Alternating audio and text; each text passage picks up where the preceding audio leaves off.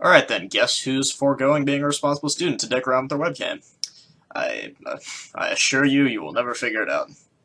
No, it's funny, if there is in the in the unlikely event that my English teacher is actually watching this video, which I guess is not outside the realms of possibility, then, well, hopefully it means at least something to her that the title of this video was somewhat inspired by the lesson we're in. But, regardless, as I had mentioned in my last video, I've been away for a while, so I figured I might as well do another ramble and just kind of catch people up on, well, not everything, because it's been too long, but I guess some of the things that have transpired since then. And if the title is any indication, not all of those things were the most pleasant things. Now, to be fair, some of them may have been, but if anyone who knows me will know that, well, most of what I do is complain about shit. So let's do some of that. So, the first major thing is, well, I guess it's not, I don't want to say major thing like it was the worst thing in the world, but it was upsetting to me. I didn't like it. So, essentially, it's actually related to English class as well. It's the funny thing. I don't want this to, like, consume my channel, but it's just a lot of the things, I mean, I'm kind of an English person in general, so a lot of things end up sort of being about that anyway. It's, I don't know. Oh, it doesn't come across as lame. But, no, so we had this assignment that we had to do, and it was just, I mean, it was like, the whole thing was predicated around, like, some of my least favorite things to do in school, like, looking through, you know, large texts and trying to find, like, specific bits of information, and then you have to, like, supposed to cite it, and it's this really tedious process, and I mean, I'm aware that's an important thing to do, it's just, like, that is, I don't know, I personally find it quite irritating. So, when I just saw the sheer volume of this that this would entail, and the fact that, like, part 1 and 2 almost seemed like the same thing, and I already didn't know how I was going to find enough material for part 1, like what it wanted me to do, based on, like, the small area within the text that it actually wanted me to, it was Hamlet, by the way, the small area within the text that it actually had to pull from. So, yeah, it was, after I finished reading that and I kind of realized what that would entail, I was, I guess, a little bit excessively upset. And that I just, like, I don't know, I kind of got to that point where, like, you just gotta do something, trying to get your aggression out. I mean, obviously I wasn't gonna, like, harm anyone, but, well, I ended up harming a thing, an object in the process, and so, actually, let me just summon the thing real quick. Alright, there we go. And so, yeah, this is my practice katana. Why do I have it? I don't know. I'm probably never going to study kendo for some very interesting particular reasons. I'll explain this after I show you. But just, what happened to it was, well, yeah, it's about a fraction of the length that it's supposed to be now, and it's just straight up broken. I mean, the funny thing, hang on, I'll back up more so you guys can see. What the mirror thing is really tripping me out. But, yeah, in some ways one could argue that it actually serves as a better weapon at this point, because this point is actually sharp now, as opposed to how it was before. I can actually, I can get the other piece of it. That's the wrong way. I'm very smart. So yeah, this was the part that used to be attached to it, so it kind of went like this. And yeah, so it is now a fraction of the length it's supposed to be, I already said that, and the balance is off, and it just really, it functions less as a practice sword than it did before, which was the intention of it, as a practice sword. So now, even if I mean, I'd have to be careful before if I want to spar with it, but now this would just be straight up dangerous, like, you can't, I mean, I guess I could, like, tape over it or something, but like I said, the balance would be off too, and it just, I don't know. It's pretty much ruined at this point, which is unfortunate, because, I mean, it did cost money, although not a whole lot, so I really dislike being wasteful about things, especially money. I don't know, it makes me feel kind of guilty, especially since, you know, I'm still living with my parents and end up paying for most of the things that I have. Yeah, so about the reasons why I'll never take kendo, it's not that I don't find it interesting, I actually do, but, well, the scheduling is a bit difficult with judo anyway, if I actually get back to that. But, the other thing is that apparently kendo is standardized to a degree in which, like, essentially, you're not allowed to be left-handed in kendo, which, as you'll notice, yes, this is my left hand. And, now, it's not that you're not allowed to be left-handed, but you have the way it's standardized in kendo is you're supposed to draw the sword with your right hand, and then you have to have it like this, and you're not really allowed to deviate that. That's just kind of how it works. Whereas with judo and other martial arts, you typically can kind of like just switch around.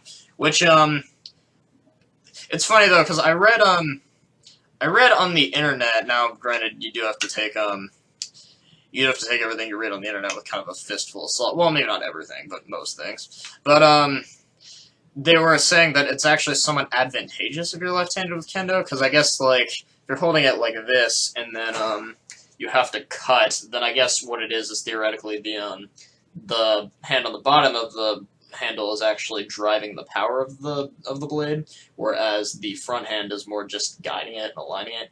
But clearly, I mean, that's a very fine-tuned task. Clearly, there's a reason why they typically put the dominant hand on top. It's because that is a more difficult job. And the reality is, it's a sword, so I mean, like, if it... I was holding the wrong way. If it actually had an edge on it, then it would be the edge doing most of the work. You wouldn't really... Whether you hit someone slightly harder or slightly softer, it wouldn't make a whole lot of difference if it has a metal bit biting into the person. And then the other reason why is gonna sound like a somewhat dumber reason, but in a way, I feel like it's almost the more significant reason for me, and that is that I don't know, for some reason, just in my mind, it seems like the natural order of things. Like, you're supposed to draw a sword with your dominant hand. That's how it works. I mean, that's how people have done it throughout history. That's just the general way of things. So whether or not it was more effective, it would kind of bother me to have to do that. Which, yeah, I almost feel like is the main reason, just because, you know, if I'm irritated every time I'm about to pull out my sword, then is that really going to be a fun thing for me to do? I mean, because the reality is people don't fight with swords anymore, so it's kind of like, if you practice a martial art with swords, that's about, you know, that's about the only purpose of it, really, is to enjoy it. So, I have kind of been considering getting into HEMA, which, would be kind of cool. For those who don't know, okay, I just hit the desk. For those who don't know what, HEMA is, it's basically just like, it's kind of like, well, it stands for Historical European Martial Arts, and it's basically just like how one would fight with European weapons, like long swords, arming swords, stuff that knights would use. But yeah, also, I just realized that I never actually explained how this happened. I just demonstrated the fact that it happened. Okay, so essentially what happened was, after I'd read the thing, and I was like, okay, let me just get out some of this aggression before I actually undertake this, I decided to use this chair here as a target for it, because, well, why not, I guess. And, well, if you'll see here, actually, this chair is, I don't know how well you can see it. Oh, you can't actually see it from there. Okay. You can see it kind of on the arms, I guess, but... Alright, this chair has a metal frame. It is made out of metal, primarily, with some padding on it. So, as you might imagine, metal is a little bit harder and stronger than wood, especially whatever, like, cheap wood they probably made that practice katana out of. So, yeah, long story short, the metal won in that battle, and so I now have a broken katana, and I'm sad. The other thing that happened semi-recently was, not that long ago, I had this... Alright, so I guess it takes a little bit of explaining. There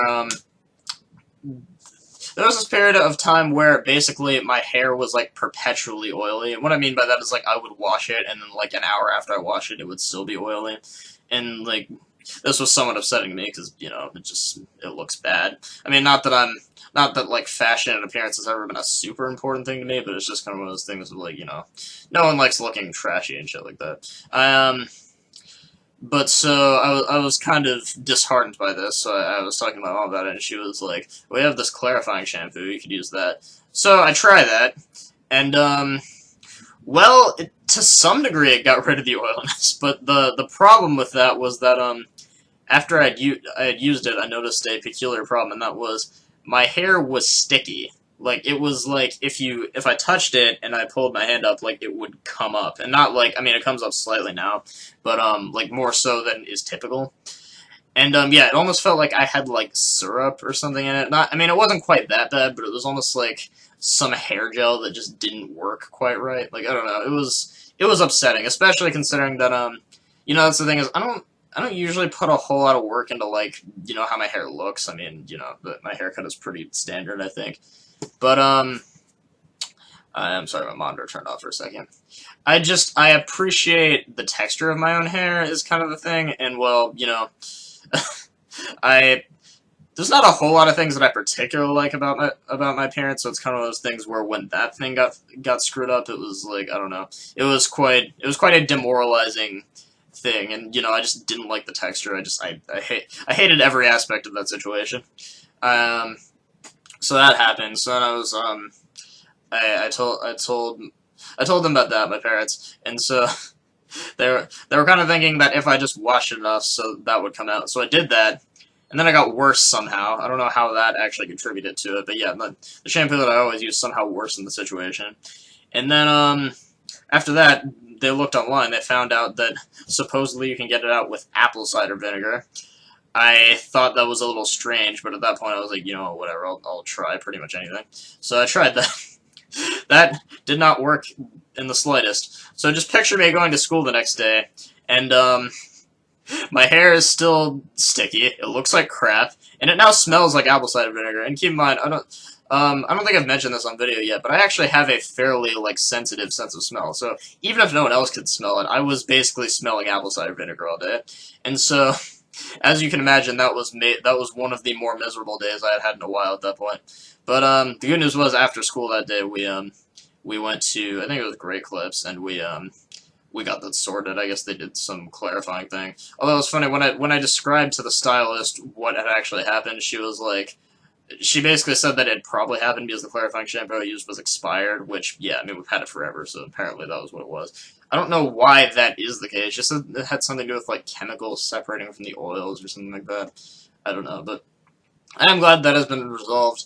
And then, the other, the one thing, though, is I feel like ever since that happened, I've been kind of paranoid that, like, somehow I just keep thinking there's still stuff in it. I mean, I'm pretty sure there's not. My family and most of the friends that I've talked about it seem to have assured me that I'm basically just imagining it. But I don't know. I'll probably be touching my hair for quite a while after this now, but hopefully it's all right. Yeah, you know what's funny is one thing I wanted to talk about is in my video where I was talking about how Logan Paul went vegan yesterday, which if you haven't seen that, you should check that out. I did one of the things where I lost my train of thought. Sorry, but alright, I had said something about Leafy eventually maybe finding one of my videos and making like a response on me. But then what I realized after looking at his channel not that long ago, like looked at all the videos, the last time he uploaded was like months ago. Which to be fair, I mean, I guess I'm proof that that doesn't necessarily mean they'll never make videos again, but it's just one of those things where like it's kind of indicative that maybe the channel is dying. I mean, it's been kind of slowly dying for a while ever since the content cop that came out on him. But I mean, it may have actually finally bitten the dust. I'm not sure. That's just it's just speculation. It's possible he'll come back tomorrow, and my prediction will be entirely wrong. But I don't know. It is somewhat disheartening though, just because I did kind of like Leafy, like as I explained. I mean. I don't like all of his views, especially since, you know, he made that video on vegan games, which was fucking stupid. But, I don't know. I like his personality. I find him kind of funny. And also, might sound weird, but I don't know. I find his appearance kind of just cool. Like, he almost looks like a living anime character or something like that. Like, in fact, if you look at pictures of, L from, Death Note, he kind of looks like him. It's kind of funny. But yeah, I mean, I don't know that I can really refute the points made in Item's video. I just kind of, I don't know. I miss having him on YouTube, I guess is what I could say. But, yeah, I feel like that's about all I had to talk about. There's probably more shit that happened in the literal 3-month period since I uploaded, but I'm not thinking of it. So, and the reality is I should probably leave some material for my other rambles to come in the future. But, yeah, so I've made my return, hopefully to stay this time. And, yeah, be sure to like if you did, and watch my other videos, because I need YouTube fame.